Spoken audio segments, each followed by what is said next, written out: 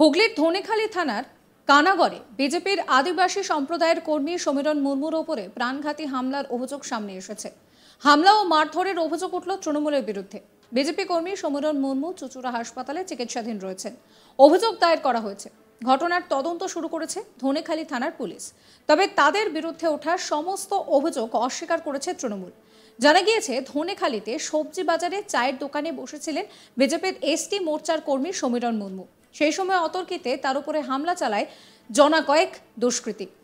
হঠাৎ করেই তাকে মারধর পর্যন্ত করা হয়। সমীরণের মা তিনি জানান যে ছেলে বাজারে গিয়েছিল, তখন তাকে নদীর ধারে তুলে নিয়ে গিয়ে মারধর করা হয়েছে।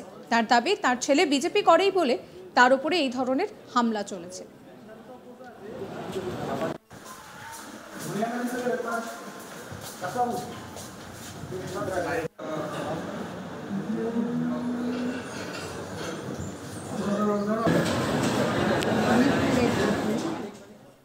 সমীরণের মা সরমা মুর্মু কি বলছেন শোনাবো।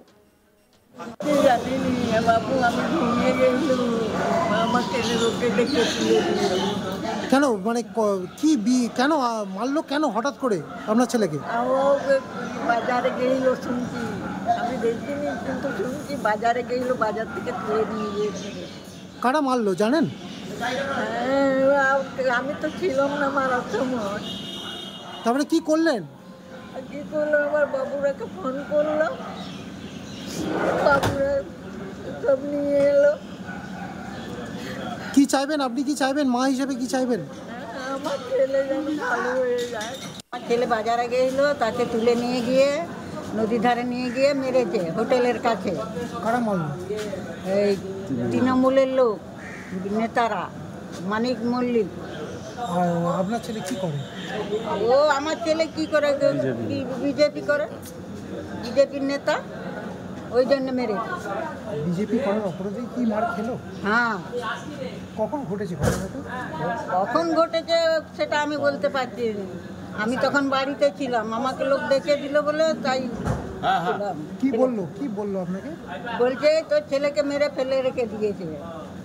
তারপরে আপনি কি গেলেন? হ্যাঁ, তারপরে তো আমি গেছিলাম, তখন দেখছি এরা তুলে নিয়ে এসে অফিসে জল ফল দিচ্ছি। কি নাম আপনার ছেলে? হ্যাঁ, ছেলের আপনার নাম কি? সমীরণ মুর্মু। কিরম বয়স হবে? বয়স 30। এই বিষয়ে বিজেপির তরফে হুগলি সাংগঠনিক জেলার মহাসচিব সুরেশ সাউ তিনি জানাচ্ছেন যে রাতে সমীরণের উপরে দুষ্কৃতীরা হামলা চালিয়েছে। স্থানীয় তৃণমূল দুষ্কৃতী মানিক মল্লিক এবং তার দলবলের বিরুদ্ধে অভিযোগ তুলেছেন তিনি। ঘটনার পর খবর পেয়ে সমীরণকে উদ্ধার করে স্থানীয় কর্মীরা দলীয় কার্যালয়ে নিয়ে যান। পরে ধনেখালি থানার পুলিশ ওই কার্যালয়ে পৌঁছান। শেষমেশ বিজেপির দলীয় কর্মীরা তাকে চুচুড়া হাসপাতালে নিয়ে আসার ব্যবস্থা করে। কি বলছেন সুরেশ সাউ, শুনুন। সমীরণ মুর্মু আমাদের ধনেখালি মণ্ডলের সহসভাপতি। যেহেতু এই সমীরণ নিজের বুথে তৃণমূলকে পরাস্ত করেছে এই লোকসভা ভোটে, তার এই পরাস্ত করার জন্য তৃণমূলের এত ক্ষোভ। বহুদিন ধরে চেষ্টা করছিল এই সমীরণকে মারধর করার। আজকে ধনেখালির যে সবজি বাজার আছে, এই সবজি বাজারে তাকে একা পেয়ে যায়। তার উপর এই মানিক নিজের দলবল নিয়ে চড়াও হয়েছে, বিভৎসভাবে মারধর করেছে। তারা চাইছে যে ধনেখালিতে কোনো রকম কেউ যেন বিজেপির ঝান্ডা ধরে রাস্তায় না নামতে পারে। কিন্তু এইভাবে যে অত্যাচার চালাচ্ছে, তারা ভাবছে এই অত্যাচার সর্বকালীনের জন্য চলবে। তারা মূর্খের স্বর্গে বাস করছে। আগামী দিন এর যোগ্য জবাব তৃণমূলের ওখানের যিনি বিধায়িকা আছে তিনি এবং তার দলবল সশরীরে পেয়ে যাবে বিজেপির কাছ থেকে। বিজেপির জেলা সভাপতি তুষার মজুমদারের অভিযোগ, 15 দিন আগে দোকানে আক্রমণ করা হয়েছিল। সমীরণকে মারধর করা হয় এবং যখন তখন তাকে হুমকি পর্যন্ত দেওয়া হয়। ধনেখালির বিভিন্ন জায়গায় এটা চলছে। বাংলার মুখ্যমন্ত্রীর নেতৃত্বে রীতিমতো তালিবানি সন্ত্রাস চলছে, সেই অভিযোগ করছেন তিনি। শোনাবো তার কথাও। আমাদের এই যে সমীরণ বিজয় মিছিল থেকে অতর্কিত আক্রমণ করে, তো সেক্ষেত্রে ওখান থেকে পালিয়ে বাঁচে। পরবর্তীতে যখন ও বাজারে যায়, বাজার করতে গেলে তারপরে ওকে অনেক সংখ্যক মানিক মল্লিক বলে একটা ছেলে আছে, এ শুধু আজকে নয়, 21 সালেও এই জিনিসটাই করেছিল। অরিজিৎ সিংহ রায়কে এরকম কানে মেরে তার কান পর্দা ফাটিয়ে দিয়েছে। আবার 15 দিন আগে প্রায় ওর দোকানে আবার আক্রমণ করেছিল। সেটা যাই হোক, থানার মাধ্যমে সেটা ঠিক হয়। কিন্তু গতকাল যে ঘটনাটা ঘটিয়েছে রাত্রেবেলা, সেটাকে মেরে দেওয়ার উপক্রম করেছিল, আপনারা দেখেছেন। ওরা ভেবেছিল মরে গেছে বলে চলে গেছে, ও প্রাণের দ্বারা হয়তো বেঁচে গেছে কোনোভাবে। তো এই তৃণমূলের যে সন্ত্রাস, যেটা ধনেখালি দীর্ঘদিন ধরে চলে, এক্ষেত্রে প্রশাসনের কখনো নজরদারি কীভাবে হয় আমি জানি না। এদেরকে পুষে রাখা হয় নাকি, যখন তখন যাকে তাকে হুমকি দেওয়া হয়, কন্টিনিউ হুমকি দেওয়া হয়, ফোনে বাড়ি ছাড়া করে রাখা হয়, বাড়িতে ঢুকতে দেওয়া হয় না, বাড়ি ঢুকলে তোকে মারবো, এই করবো সেই করবো, এইসব জিনিসগুলো চলে ধনেখালি। তো গতকালের যে ঘটনা দেখুন, বৃদ্ধ মা আছে, আর কেউ নেই, ছেলে আছে, সংসারটা কিভাবে চলবে? ধনেখালিতে বেশিরভাগ রাজনীতি চলছে তাদেরকে পেটে বা অনাহারে মেরে দেওয়া। সে ব্যবসা বাণিজ্য করতে পারবে না, কাজ করতে গেলে কাজ থেকে বন্ধ করে দেওয়া, যাতে কাজ না করতে পারে।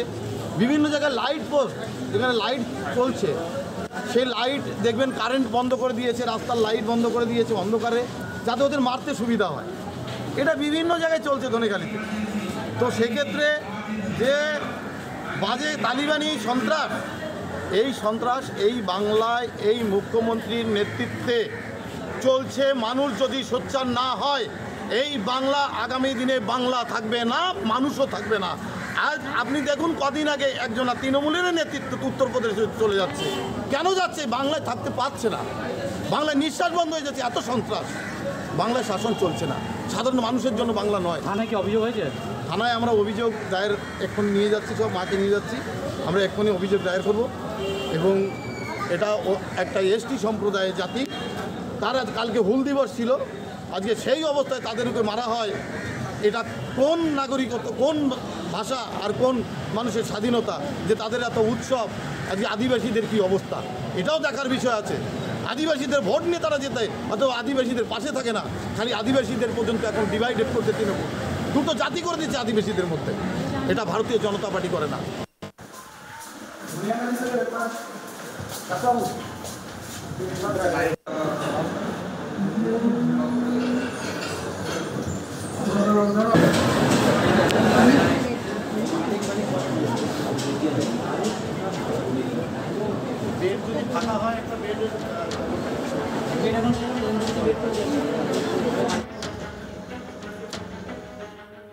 সাবস্ক্রাইব করবেন আজ তাক বাংলার ইউটিউব চ্যানেলকে, ফলো করবেন হোয়াটসঅ্যাপ চ্যানেলও।